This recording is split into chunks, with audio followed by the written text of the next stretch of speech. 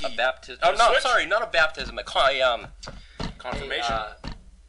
No, wait, it is a baptism. No, it's not baptism. Bar mitzvah? No, what's the first communion? Yeah, Trista's first communion. Right, not the baptism. Not the water. I got a meeting thing going on for that. Wow, we're getting off track, but that's okay. So the next game was the 0-3 is the 0-3 handicap Quacks. Quacks! Quack, quack, quack, Mr. Duckworth. 1-2 Rockdalian Senators. And man, I mean, Handy Quacks goes to 0-4. Battle of Rockdale. I think it's over for him. I think it's officially over for him. It's not looking good.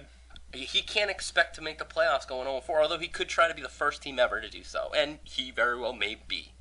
Yeah. Right? If there's a team to do it, it would probably be him. But it's gotta get hot. Hot. But let's start with getting that first win for him. Yeah. If you're Will, you also need a win here. You started off with a win, and now you've lost 2 games in a row. Yeah. He's been mediocre to shitty for a while now. Like basically his whole life. Well, yeah. Well, or his career, because we're really just focusing on fantasy. Oh yeah. But we're not talking about him personally. That would be mean. Yeah. 3-0 or 2-1. Rapists up against the either 0-3 or 1-2 Brutal Deluxe, and this is Visions here at Dynasty Bowl 8. I'm sure Brandon doesn't want to remember that. Not going to be quite the same, I don't think. Probably not. 2-1 VIP on Swole up against the 1-2 Yellow Peril. That's a pretty good game there. And then the 2-1 Boston Loggers up against the 3-0 Hong Kong Cavaliers, and this is actually the first time that these two teams are playing in which, following the incident that occurred on the Keeper Selection Show where Coach Whiffen was very mean to Ben Green. He talked about railing Ben's future wife, and Ben has yet to actually respond. So I'm curious to see if he will respond just by his team's effort, or if he will, come out and do something about it. Because you can't just sit back in this league, Bob. You can't do it. Cannot do it. Cannot play with him. And then the Bubblegum Shrimp were 0-3 up against the 2-1 Pig Newton. Yeah. Any game of the week, Bob, kind of stands out to you? If you could pick one again that you just you had to watch, what would be the one? I think honestly, and maybe I don't want to get smited for this. I think Haney Quacks at Senators only because they're two good teams. Well, presumably good rosters. Right. And the loser could be done. Yeah, that's a pretty important game, and that could definitely be high scoring. Absolutely, and of course the Loggers and Hong Kong game is also very intriguing. Yes, but we don't want to go with the two best record teams every single time. So I'm good with that. Handy Plus, Quacks, I don't want to pick Whiffen in anything. Oh, okay. Even if it was like a Red Rover, Dodge, anything. If I had to pick someone to run over in my car, I would pick Whiffen. Now it is time. Fucking right, it's time. So grab your balls and let's go. Coach's interview. Here we fucking go.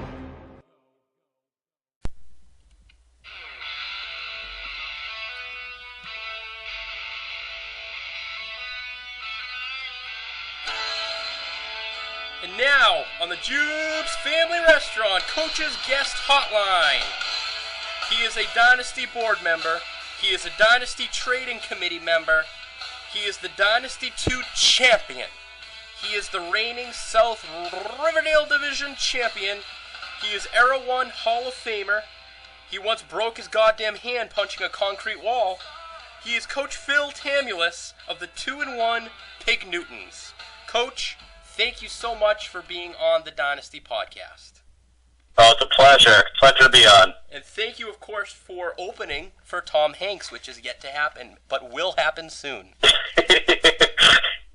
I'm still hesitant. Johnny showed me the very event debate via email, and I'm kind of siding with Johnny at this point, but I'm here to be proven wrong. I hear ya. I don't blame you all for your reluctance. But although this is the motherfucking scooper, and you bastards know, once I set my mind to something, anything's possible. I learned that from Back to the Future. George McFly wrote about it in his book.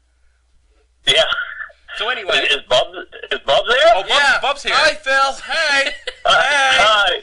I'm here. Hey. Hi to my friend Bubba. Hey.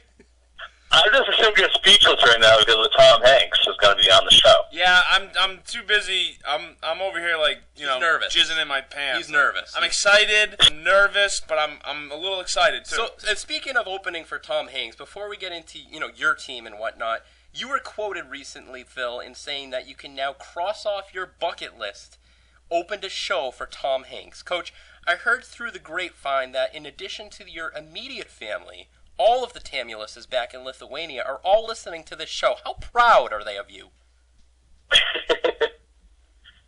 Like I said before, I was very excited initially when I heard about the news, and then now I'm a little hesitant. I'm thinking it just might be a dude named Tom Hanks. We've done that before. Not the Forrest Gump, but some guy that's an insurance salesman in Ohio. That would be awesome. Yeah. No, I don't blame you, but I guess we'll find out soon. So, Coach, at the draft, you seem to get a bunch of guys who kind of fell a bit, resulting in some good value. I think of guys like Darren McFadden and Antonio Gates. Are you satisfied with the way that kind of turned out, or do you wish maybe things happened a little bit differently? Yeah, it's funny because you try to stay away from those guys no matter what. Rank those guys, but this year I was like, just let the chips fall where they are, and it's kind of difficult without a third-round pick, so,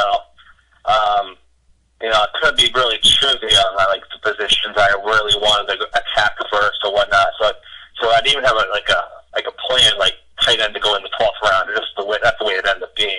So, someone like Gates in the 12th round, you really can't bark at, so I'm happy with it.